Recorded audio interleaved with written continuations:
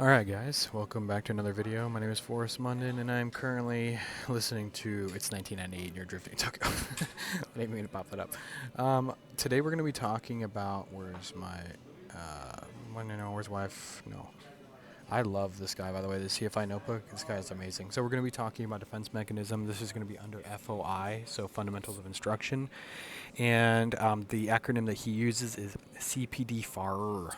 And I really like that one, not because it makes any sense, but just because it's really easy to remember. Okay, and we're going to go by these point by point. Okay, so if you're listening to this while driving, just sit back, relax, listen to this, take it all in, right? We're going to draw some connections. If you're watching this, I'm going to use paint, as I always do, and we're going to make this make sense, and we're going to kiss, guys, okay? We're going to keep it simple, stupid. All right, compensation. So first thing that we are going to talk about is when you disguise the presence of a problem by emphasizing a positive event. Let me just make it very clear. I've pretty much done most of these, okay? So compensation is when we have an event that was a bad event. That's a negative sign. But we emphasize a positive event, okay? So we are compensating, right? We're like coping. So let me give you an example of this. You say, you had a terrible landing, okay? Your landing was absolutely garbo. You just slammed it into the ground. But you say, well, my my flare was great, okay? Right? So you're taking an event that was terrible and you're basically distracting yourself and trying to distract your flight instructor by saying, well, this was good. It's like it's almost like a distraction, okay? And I've done that many times, okay? Projection. Projection is when you blame your shortcomings on others or blaming an instructor for being too unfair.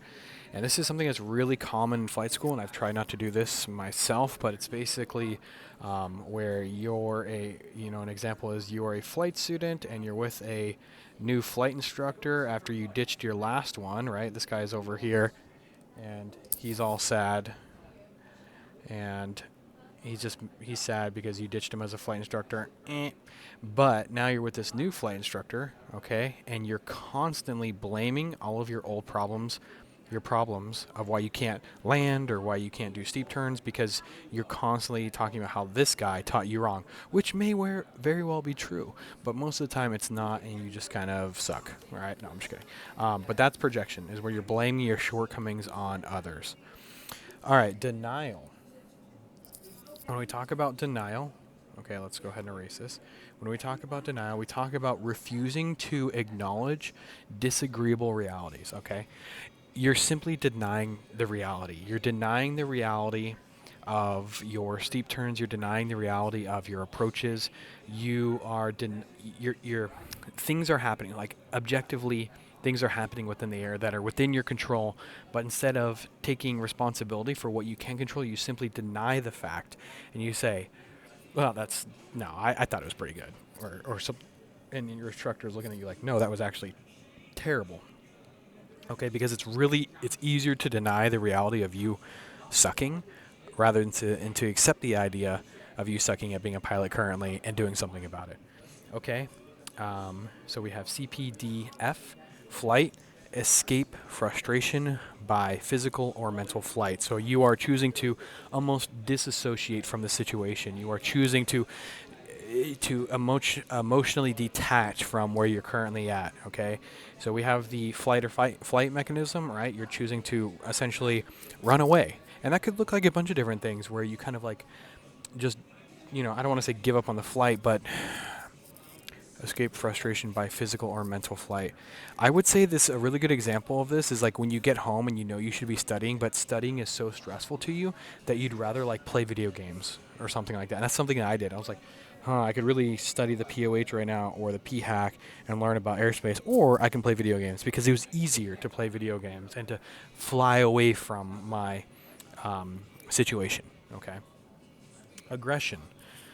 When we get upset, we ask irrelevant questions, which I guess it could be kind of like, I guess that could be under aggression.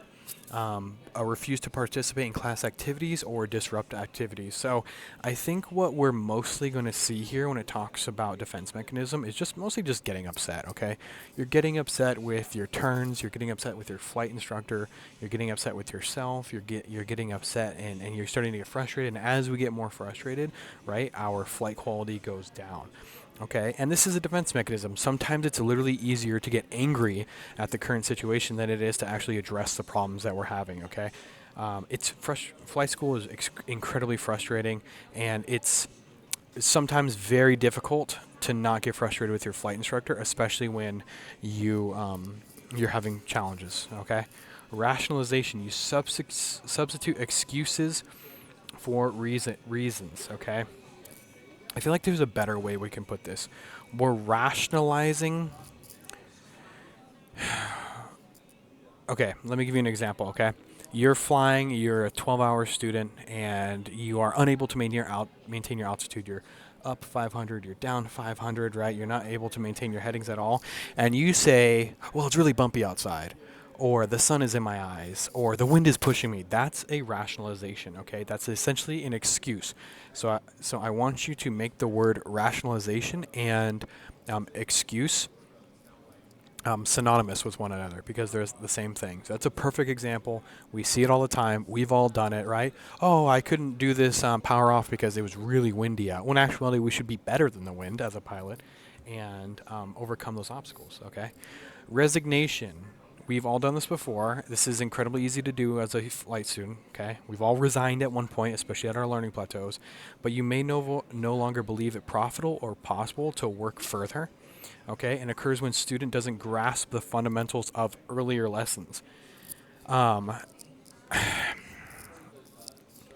is 100% true, that you don't grasp the fundamentals of early lessons, okay?